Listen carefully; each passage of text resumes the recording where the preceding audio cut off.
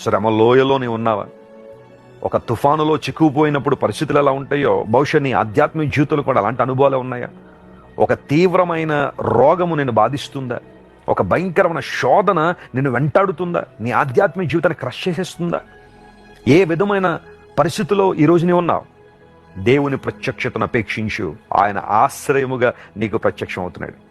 ఆయనే నీ ఆశ్రయం, ఆయనే నీ ఆధారం. లేఖనాలు సెలవిస్తున్నాయి, దేవుడు మనకు ఆశ్రయమును దుర్గమునై ఉన్నాడు, ఆపత్కాలమున ఆయన నమ్ముకొనదగిన సహాయకుడని.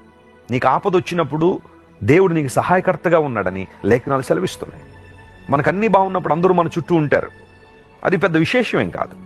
ఏదైనా శ్రమ వచ్చినప్పుడు, ఇబ్బంది వచ్చినప్పుడు కదా నీ చుట్టూ ఎవరు ఉంటారనేది నిజంగా తెలిసేది. నేను ప్రేమించే వాళ్ళు ఎవరో అప్పుడే బయటపడుతుంది. దేవుడు నిన్ను ప్రేమించు దేవుడు నీ శ్రమలో, నీ కష్టంలో. యేసుప్రభువు వారి లోకంలో ఉన్నప్పుడు ఆయన జీవితాన్ని మనం పరిశీలన చేస్తే ఎక్కడ శ్రమ ఉందో, ఎక్కడ రోగం ఉందో, ఎక్కడ ఇబ్బందులు ఉన్నాయో